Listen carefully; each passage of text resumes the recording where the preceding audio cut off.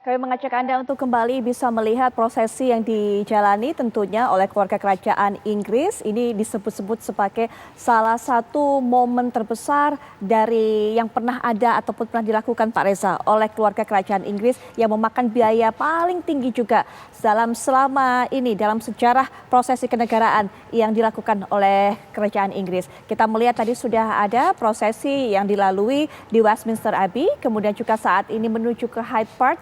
Karena memang di salah satu sudut dari Hyde Park ini kemudian nanti peti dari ratu ini diberangkatkan, dibawa masuk ke dalam mobil, kemudian diberangkatkan ke Kastil Windsor.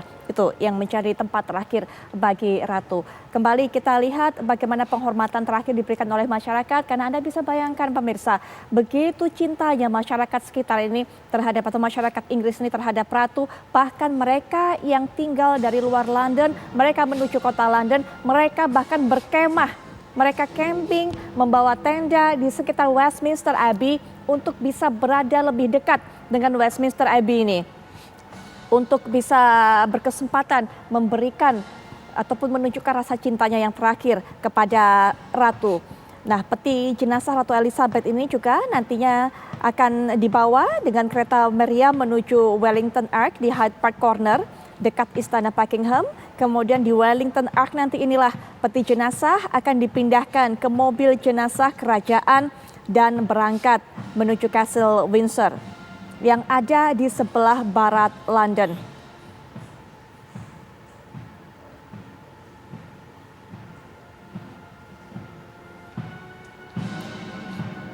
Kita masih melihat alunan musik ini terdengar tentunya mengiringi rombongan ini.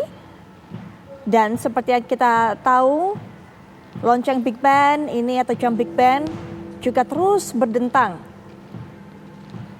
Anda mungkin bisa mendengarkan suara dari musik dan juga suara dari Big Band yang terus berdentang sepanjang prosesi ini. Peti jenazah yang dibawa menuju Wellington Arch di Hyde Park ini dibawa oleh kereta meriam, ditalik oleh 142 personil Angkatan Laut Inggris. Jenazah Ratu Elizabeth II nantinya akan dimakamkan dalam seremoni private di King George IV Memorial Chapel yang ada di Kastil Windsor. Dia akan dimakamkan bersama mendiang suaminya, Pangeran Philip. Tembakan meriam nanti kita akan dengarkan dilakukan di Hyde Park. Setiap menitnya selama prosesi ini berlangsung. Big Band juga begitu, akan terus berbunyi, akan terus berdentang setiap menitnya. Selama proses ini berlangsung, Anda juga mungkin bisa mendengarkan bagaimana gema dari suara Big Band. Sambil kita melihat juga saat ini di layar kaca, Raja Charles III dengan ketiga anak mendiang Ratu Elizabeth II, yaitu Putri Anne, kemudian Pangeran Andrew, Pangeran Edward berjalan kaki mengikuti rombongan di belakang peti. Kemudian begitu juga dengan Pangeran William, dengan Kate Middleton, bersama dengan Pangeran George dan Putri Charlotte. Ada juga Pangeran Harry, Meghan Markle juga ada dalam iringan itu.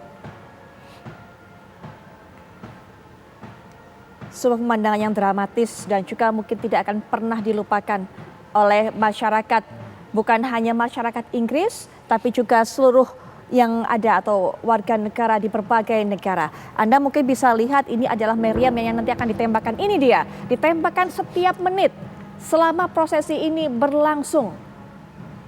Menarik sekali memang kalau kita melihat prosesi kenegaraan ini, dan memang ini juga butuh waktu yang lama terakhir bagi warga mereka atau warga Inggris sendiri untuk bisa menyaksikan ini, Pak Reza. Ya, ini prosesi pemakaman yang agung ya, yang sulit dicari bandingannya ya. Betul. Saya bisa bayangkan berapa ribu jam persiapan protokoler. Iya.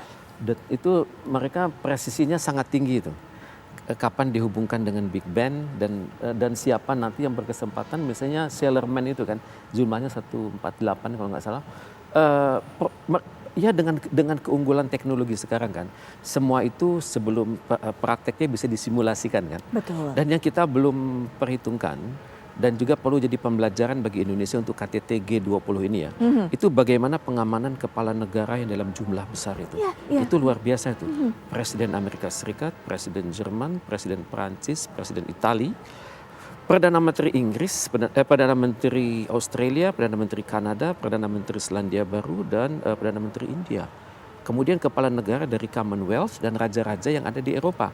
Itu pengaturan keamanannya itu luar biasa dan tingkat kepercayaan mereka kepada kerajaan Inggris itu luar biasa. Jadi kalau istilah manajemennya itu zero defect. Tidak boleh ada kesalahan sekecil apapun karena nasib kepala negara itu dipertaruhkan itu. Misalnya dalam prosesi seperti ini mungkin yang namanya Secret Service Amerika itu berada di lingkaran kedua atau lingkaran ketiga. Karena betapa mereka percaya pada kemampuan Inggris mengelola acara yang luar biasa ini. Dan kepala negara itu mempercayakan pemimpin negara mereka untuk berada dalam suatu prosesi bersama kerajaan Inggris. Wah, itu luar biasa. Kepercayaan diberikan oleh negara asing kepada kerajaan Inggris pada momen ini luar biasa. Betul sekali. Sebuah berita juga ini disiarkan bahwa pihak keluarga kerajaan Ratu ini kemudian menolak kehadiran dari delegasi Cina karena memang sempat ada konflik sehingga kemudian delegasi Cina yang memang ingin mengirim wakilnya untuk bisa memberikan penghormatan terakhir kepada mendiang Ratu ini kemudian ditolak kehadirannya. Ya, ini hal wajar lah kalau memang ada hubungan panas dari antar negara kemudian mempengaruhi prosesi kenegaraan seperti ini, begitu ya Pak Reza? Betul. Memang aturan diplomatik itu sangat pelik ya. Saya coba mempelajari nota yang dikeluarkan oleh Kementerian Luar Negeri Inggris sehubungan dengan acara ini. Sangat detail sekali ya. Bagaimana Pak Reza? Sedetail apa? Aduh, detail sampai aturan ketibaan, kemudian dilarang pakai helikopter, kemudian harap menggunakan penerbangan rutin, harap lapor ke sini, kemudian bagasi, aduh sangat detail itu sampai 15 halaman dan itu sangat apa ya? Kalau negara itu nggak siap, lebih baik nggak usah hadir. Banyak negara yang diundang ya, tapi juga banyak negara yang mengatakan diri sibuk dengan urusan dalam negeri dan cukup diwakilkan oleh duta besar. Karena seorang duta besar dari negara itu adalah wakil negara, wakil pemerintahan dan wakil presiden, wakil kepala negara. Jadi walaupun tidak berada dalam prosesi seperti Presiden Amerika Serikat, Presiden Jerman, Presiden Italia, Perdana Menteri Australia, Perdana Menteri Kanada, Perdana Menteri Selandia Baru, tapi ya duta besar itu ada sudutnya sendiri gitu. Ada sudutnya sendiri, termasuk duta besar Indonesia untuk Inggris yang juga menghadiri prosesi ini. Betul. Baik. Bapak Desra Percaya. Betul sekali. Beliau mewakili pemerintah Indonesia pada momen ini ya. Baik, terakhir mungkin Pak Reza, kalau tadi saya sudah sempat menyinggung mengenai hubungan diplomatik antara Inggris, Cina yang memang memberikan konsekuensi tersendiri terhadap perwakilan Cina dalam atau kehadirannya dalam prosesi pemakaman ini. Bagaimana kemudian dengan hubungan antara Inggris dengan Indonesia nantinya dengan naiknya King Charles atau Raja Charles ini di mata ataupun juga menurut Pak Reza? Saya optimis. Dulu memang jelek hubungan kita kan dengan Inggris waktu zaman Bung Karno kan. Saking marahnya Bung Karno itu pada Inggris yang memberikan kemerdekaan pada Malaysia dan memberikan Malaysia status sebagai anggota tidak tetap Dewan Keamanan PBB. Bung Karno mengatakan saking marahnya ya, Inggris kita linggis, Amerika kita setrika. Wah, keras itu. Dan sekarang hubungan baik. Inggris termasuk negara yang tidak punya masalah dalam berurusan dengan Indonesia. Hubungan perdagangan, investasi kita normal. Kemudian investasi Inggris di Indonesia itu tidak menggerakkan tenaga kerja Indonesia. Inggris terlibat dalam banyak kegiatan corporate social responsibility. Inggris sangat konsisten dengan prinsip-prinsip sustainable development goals yang 17 items itu. Dan Inggris sangat menghargai hukum Indonesia. Kita tidak pernah mendengar istilah tenaga kerja Inggris yang melanggar hukum Indonesia, yang datang dengan visa yang berbeda, tapi melakukan tugas-tugas kedinasan. Enggak, kita nggak, mungkin saya nggak tahu ya, tapi saya nggak pernah dengar orang Inggris yang di persona non grata yang dipulangkan karena melakukan pelanggaran hukum. Inggris adalah negara yang kita harus belajar. Misalnya bagaimana mengelola administrasi, itu hebat sekali. Bagaimana mengelola pendidikan, karena pendidikan di Inggris bagaimana dicontohkan oleh University Oxford and Cambridge, itu selalu masuk 10 top universitas dunia. Selalu. Dan dia itu nggak perlu percaya apa kata orang, akreditasi sebagainya. Yang penting saya buktikan sendiri dan saya kasih beasiswa pada Anda datang. Dan Inggris sangat termasuk yang generous ya, sangat murah hati memberikan beasiswa pada negara-negara yang putra-putri terbaiknya ingin disekolahkan ke Inggris. Dia murah hati. Kemudian Inggris itu saya pikir membuka banyak peluang kerjasama dengan Indonesia. Ya. Akhirnya tapi berpulang juga pada Indonesia. Baik, Kepentingan nasional kita atas Inggris itu apa dan bagaimana pembagian tanggung jawabnya kementerian lembaga untuk isu-isu tertentu. Baik. Karena Charles pernah bertugas di Angkatan Laut, tentunya nanti bisa kompatibel dengan ide Pak Jokowi, namanya Global Maritime Fulcrum Indonesia. Baik, Pak Reza Shah, terima kasih sudah hadir bersama kami di sini di studio.